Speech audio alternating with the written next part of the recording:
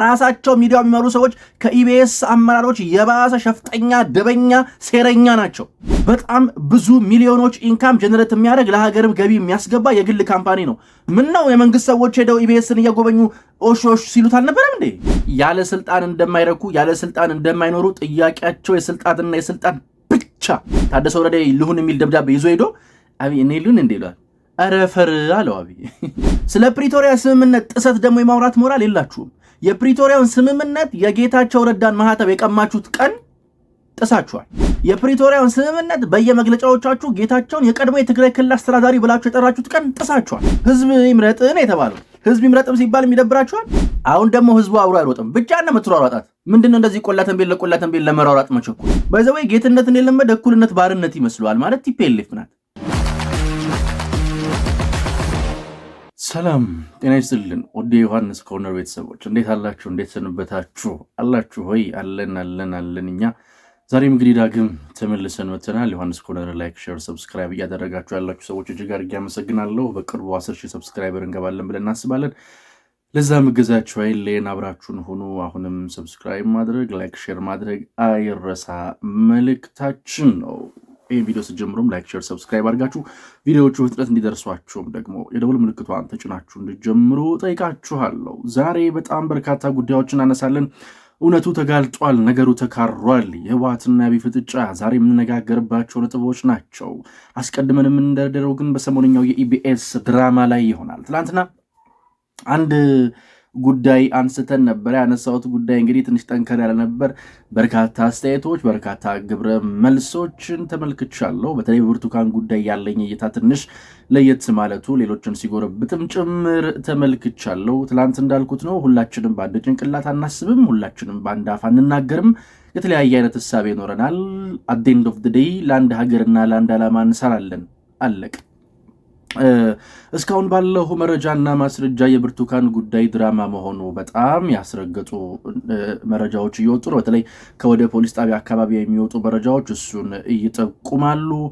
ብርቱካን በዶክመንተሪው ላይ ሞቱ ያለቻቸው ሰዎች ከነነፍሳቸው ፖሊስ ጣቢያ ተከስተዋል። ምንድነው ጉዳዩ? ወደፊት ፖሊስ የሚሰጠው መግለጫ ይኖራል። ከወረዳም ጭምር ለብርቱካን ሐሰተኛ መግለጫዎችን የሰጡ የወረዳ ባለሙያዎችን በቁጥጥር ስር መዋላቸው ተሰምቷል። እኔ ግን አሁንም በዚህ ጉዳይ ላይ አንድ ከትላንትና ያለወጥኩት አቋም፣ ለነገሩ መጀመሪያ የተሰጠው ሪያክሽን በተለይ በፕሮፓጋንዳው ዘርፍ ትክክል አልነበረም። ነገሩ በዚህ መጠን የሚከር አልነበረም።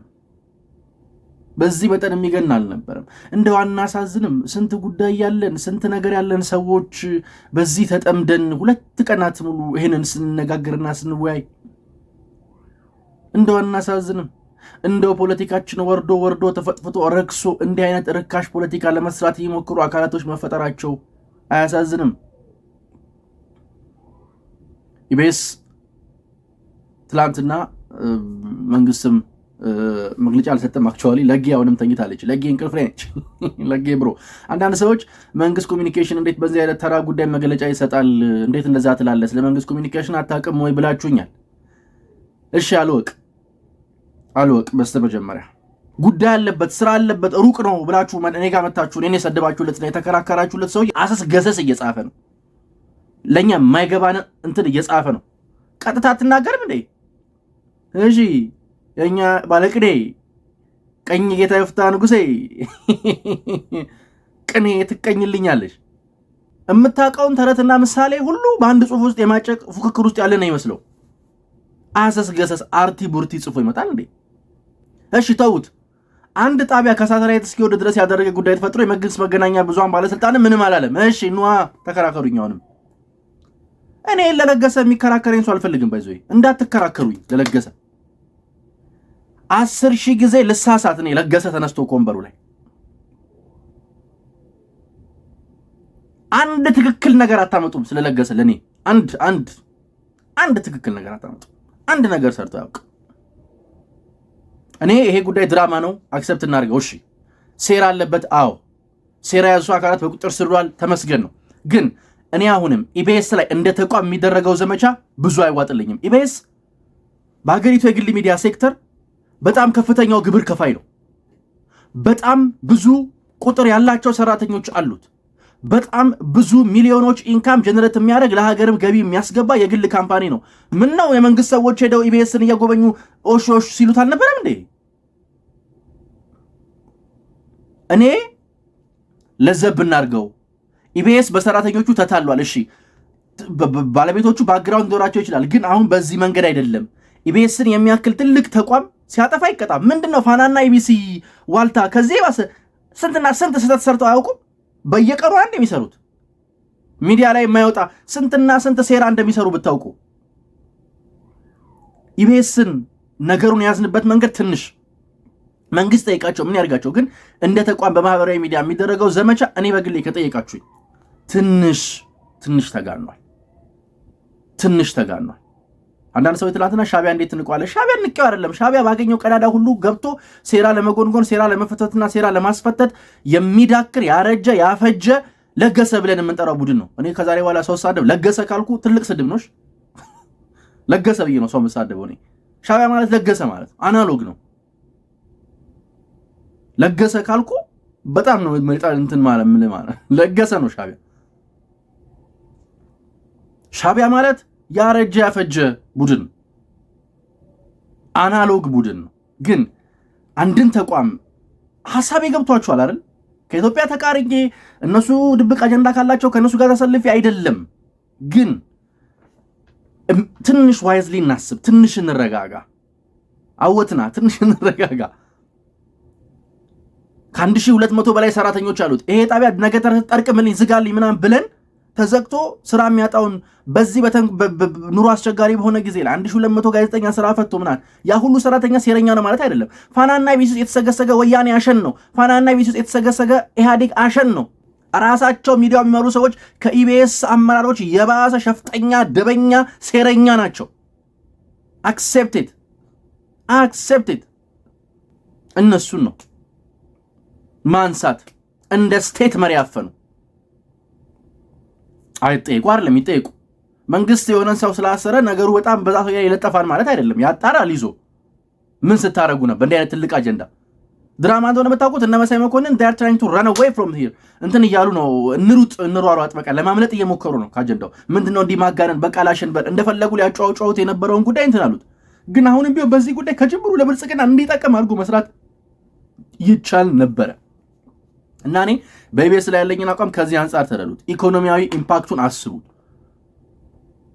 በሁሉ ነገር የሆነ አጀንዳ ሊኖራቸው ይችላል እኮ ሰዎቹ ባክግራውንዳቸው ሊኖር ይችላል እኮ ይጠየቁበት። ግን እንደ ተቋም እንደዚህ ደረግ እንደዚህ ትንሽ አይከብድም? እንዲህ ከመባሉ ከአንድና ከሁለት ወር በፊት የመንግስት ሰዎች ሄደው ሚዲያውን ሲጎበኙት ጥሩ ነው ሲባል አላየንም?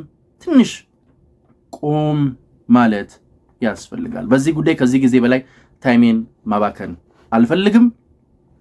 አሁንም ሁላችንም ለአንድ ሀገር ነው የምንሰራው። ያሳዝናል። በእኛ ዘመን እንዲህ አይነት ያረጀ ያፈጀ አጀንዳ እየተጣለልን ፖለቲካችን በዚህ መጠን ሲዳክር ማየት በጣም ግን ኢትዮጵያም አብይ አህመድም ፈጣሪያቸውን ይዘው ያሸንፋሉ። ወደ ዋናው ጉዳይ ልግባ። በዚህ ጉዳይ ላይ ተመልሼ ምንም የምለው ነገር የለም። ይህንን ጉዳይ ስትሰሙ የግል ሀሳቢ ብቻ እንደሆነ እዩት። ለማንም መልስ ለመስጠት ከማንም ሀሳብ ጋር ተቃርኖ ለመቆም እንዳልሆነ አስቡት። የግል ሀሳቤ ነው። ደግሞ እኔ ወዳችኋለሁ። ካጠፋው ቆንጥጥኝ። ሌላ ምንም የምለው ነገር የለኝም። ጠቅላይ ሚኒስትር አብይ አህመድ ህወሓቶችን ያስከፋ ነገር አድርገዋል እየተባለ ነው። ነገሩ ከሯል፣ ውጥረቱ ከሯል።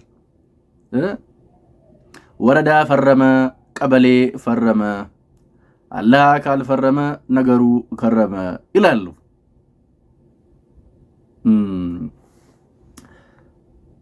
ጠቅላይ ሚኒስትሩ በኢሜይል ቀጣዩ የትግራይ ክልል ጊዜያዊ አስተዳደር ማን ሊሆን ይችላል የሚለውን ጉዳይ ጠይቀዋል። ጥቆማ ስጡ ብለዋል። ይህንን ባሉ ማምሻውን ጁቬንቶሷ አሮጊቷ ያረጀችው ያፈጆቿ ለገሰ ብለን በቅጽል ስሟ መንጠራት ቲፔሌፍ ህወሓት ምን አለች? ጠቅላይ ሚኒስትሩ ብቻውን አይሾሙልኝም አለች። እርጅና መጣና ድቅና ለፊቴ። እስቲ እዚህ ጋር እንዴ እርጅና መጣና ድቅና ለፊቴ እባክህ ተመለስ ልጅነት በሞቴ። እንደዛ ነው።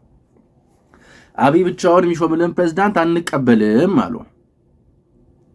ህወሓቶች ባጭር አማርኛ ደንዝዘዋል፣ ደብዝዘዋል፣ ተሸንፈዋል፣ ተንኮታክተዋል። የገቡበትን ውጥንቅጥ ማመንና መቀበል አቅቷቸው ራሳቸውን አጉላጉል እየተመለከቱ ወደ ሌላ ቁልቁለት ወደ ሌላ መፈጥፈጥ ውስጥ እየገቡ ነው። ቀበጡ፣ አለቅጥ ቀበጡ። አንድ አስረግጬ የምነግራችሁ ነገር ያለ ስልጣን እንደማይረኩ ያለ ስልጣን እንደማይኖሩ ጥያቄያቸው የስልጣንና የስልጣን ብቻ እንደሆነ አሁንም የምትደግፏቸው ኃይሎች ከዚህ መማር ካልቻላችሁ አቅራቢያችሁ ወዳለ ወደ ጤና ተቋም ሂዱ።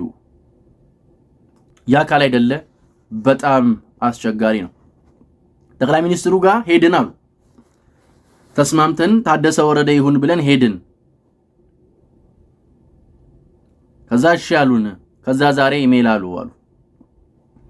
ጠቅላይ ሚኒስትሩ ጋር ታደሰ ወረደን እንደሾሙ ሊናገሩ ከሄዱ ሰዎች መካከል ደብረጽዮን ነበረበት። ልንገራችሁ። ሄደ ደጺ ታደሰ ወረደን መርጠናል ህወሓቶች ብሎ ሄዶ ህወሓቶች ራሳቸው አልመረጡትም። ደብረጽዮንን ሄዶ ምን አለዛ እኔ ሉን እንዴ ይላል ታደሰ ወረደ ልሁን የሚል ደብዳቤ ይዞ ሄዶ አብይ እኔ ሉን እንዴ ይላል። አረ ፈር አለው አብይ። አረ አንተ ሰው ያሳፍራል፣ እንደዛ አይባልም። አንተ ትንሽ እንኳን እንደው ትንሽ ሼም የለህም እንዴ ተብሎ ተመለሰ። ከዛ ኋላ አብይ ይህንን ማለቱ የፕሪቶሪያን ስምምነት ጥሷል አሉ። ኢሜል ላርጉልን ማለቱ ጌታቸው ከመሆኑ በፊት ባይዘዌ ያኔም እንዲሁ ሌላ ሰው እንዲሆን አምጥተው አብይ አልፈልግም ብሎ ቀየረ። አሁን አብይ የመምረጥ እድሉን ለህዝቡ ሰጥቷል። እንግዲህ ህዝብም አይመርጠንም ነው፣ እሱ ብቻ መምረጥ አይችልም ነው። በትግራይ ክልል ጊዜያዊ አስተዳደሩን የመሾም መብቱ የጠቅላይ ሚኒስትሩ ነው። ልክ በኦሮሚያም በአማራም በምንም እንደሚደረገው ያ ካል አይደለ እናንተ እኮ ከስቴት በላይ የሆነ ቁመናና አቋም ይዛችኋል ማለት ነው። እኔ እኮ የሆነ ይዞታ ይዘው ምናምን በውጊያ መሃል የአሸናፊነት እድል እያላቸው ሄዶ እንደተደራደሩ ነገር ሲደነፉ በጣም ነው የሚያስቁኝ። ተሸንፈ ተንኮታኩቶ እኮ ነው ለድርድር ሄድከው። ይሄንን አትርሱት እንጂ ዛሬ ሻቢያ አለውልሽ አለኝ ብለሽ መውጫው እንዳይጠፋሽ ማምለጫው እንዳይጠፋሽ። ስለ ፕሪቶሪያ ስምምነት ጥሰት ደግሞ የማውራት ሞራል የላችሁም። የፕሪቶሪያውን ስምምነት የጌታቸው ረዳን ማህተብ የቀማችሁት ቀን ጥሳችኋል። የፕሪቶሪያውን ስምምነት በየመግለጫዎቻችሁ ጌታቸውን የቀድሞ የትግራይ ክልል አስተዳዳሪ ብላችሁ የጠራችሁት ቀን ጥሳችኋል። ፕሪቶሪያን ለመጣስ ከናንተ የቀደመ ማንም የለም። ተንደርድራችሁን የጣሳችሁት ልክ እንደንትን እነዚህ ሰዎች ደንዝዘዋል። ጉባ የሚያክል ደንዘዋል። ድንጋይ ሆነዋል። እኔ ጠረብ ተደረገው ገራልታ ላይ የሚሰራው ሎጅ ላይ ጠርዝ ላይ ቢገቡ ይመቸኛል።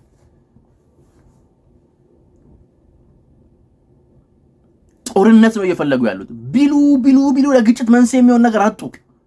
ጌታቸው ረዳ ይሁን ካለን እንዋጋለን ብለው አሉ። ጸጥ አላቸው። ትግራይ ክልል ጊዜያዊ አስተዳደሩን ተብሏል። እሺ ህዝቡ ኢሜል ያድርግና ሪኮሜንዴሽን ይስጠንና እንመርጣለን፣ የህዝቡን ልብ ትርታ እናዳምጣለን አለ ጠቅላይ ሚኒስትሩ።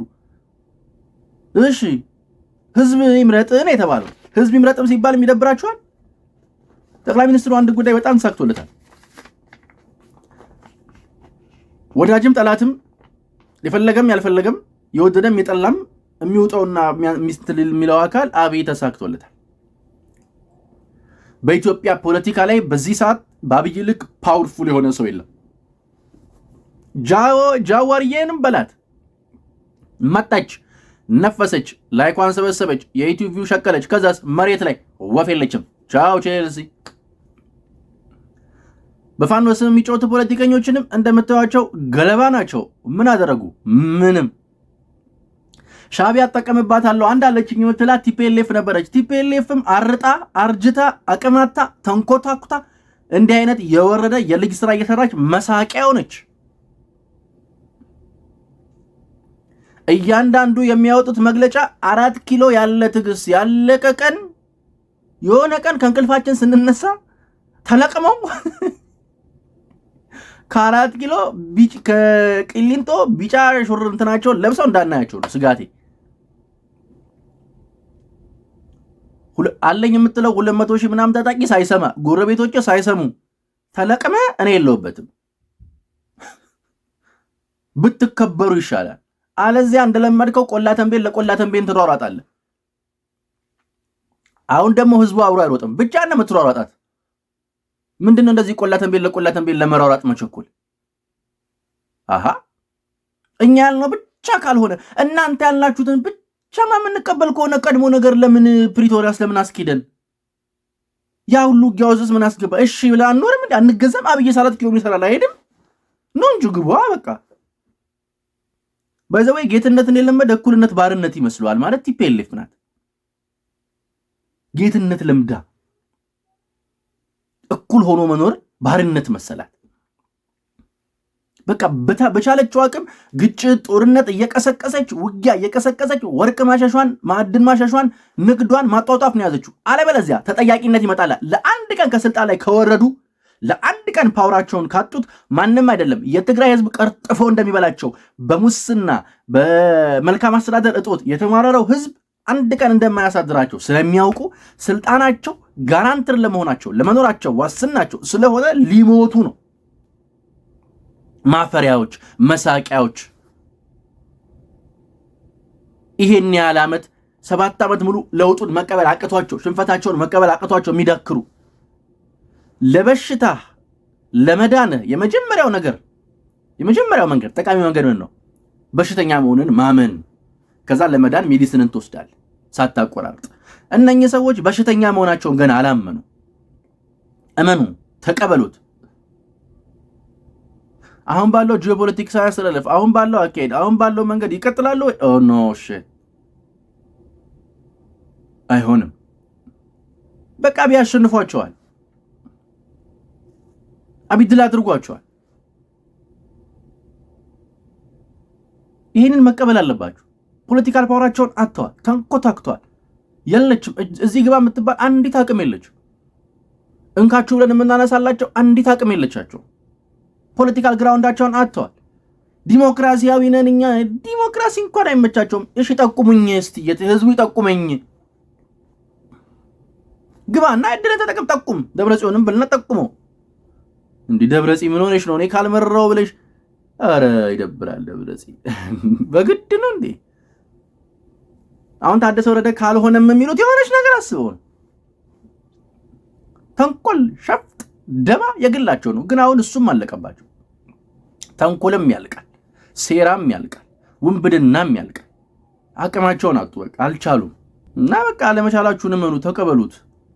እሱን የተቀበላችሁ ቀን ነው አሪፍ የሚሆነው። እና ነገሩ ትንሽ የተካረረ ይመስላል። የ4 ኪሎ አለቃ እንግዲህ ይህን መግለጫቸውን ሰምተው ምን ይሏቸዋል አብረን ነው የምናየው። ምንም እኔ አሁንም ኢትዮጵያ ውስጥ ክልል እንደሆናችሁ ማወቅና ማሰብ አለባችሁ። አሁንም አብይ የሚባል አለቃ እንዳላችሁ እወቁት። እናውቃለን እኮ ካሜራ ፊት ነው ጀግንነታችሁ። 4 ኪሎ ስትመጡማ አምላህ ጽበቅ ጽበቅ አብዚ ከዛ ወፍ በዛ ሲሄዱ ወንድ ያጫውታችኋል። ለማያቅሽ ታጠኝ አለ የፓርላማ አባል። እና ለማያቃችሁ ታጠኑ። እኛ እናቃችኋለን። ስለምናቃችሁ አትፎግሩንም፣ አሰክሱንም። ጠንቅቀን ነው የምናውቃችሁ። ስለዚህ ልታሞኙን አትሞክሩ ማለት ነው የምፈልገው። ሰሞኑኛው የኢትዮጵያ ፖለቲካ ሜዳ ተካሯል። እነኚህ ሰዎች በሻቢያ እየተጋለቡ መምጣት አምሯቸዋል። ግን አይሆንም። ኔቪዋን እያሳየችን ነበር ሻቢቲም ብለናል። እሱንም እናነሳዋለን፣ እሱንም እንመለከተዋለን። እንትን ያለች ምን ጥንቁላ ትወጣለች፣ ምን ያማራታ የድመት አፍንጫ ታሸታለች ይላል የኛ ሀገር ሰው። እና እሱን እያያያዝን ከሰሞኑ እንመለከተዋለን። ይህ ሁሉ አጀንዳ ባለበት ሀገር ላይ ነው እንግዲህ አንዲት ሴት አመጣው ከሩቅና ከሩቅ አድርገውን ያሉ ያስብሉናል። እነ ለጌም ፍርሽ ብሎ ተኝተዋል ምናምን እንትናቸዋቸው እየወጡ ስለ ኮሚኒኬሽን ሊያዘርዱን ይሞክራሉ። ላይክ ሲሰሩ እንደነበሩና ሲሰሩ እንደከረሙ ሰዎች ምናምን በዚህ ጉዳይ አትናገሯቸው ነው ይላል። አራት ታስቁኛለሽ ነው ጉዳዩ ነው ለማለት የምፈልገው። እኛ ግን ሁሌም እንደምንለው እንደማይለወጥ አንድና ውድ ቃል አዲስ ትውልድ አዲስ ተስፋ፣ ሁሉም ጥሩ ይሆናል፣ እኔና የእናንተ ሀገር እንደ ልማዷ ታሸንፋለች ማለታችንን እንቀጥላለን። ከመቀጠልና ከመቀጠል ውጭ አማራጭ የለንም። ዮሐንስ ኮርነር ላይክ፣ ሼር፣ ሰብስክራይብ ማድረጋችሁን አትዘንጉ። የደወል ምልክቷንም ተጫኗት።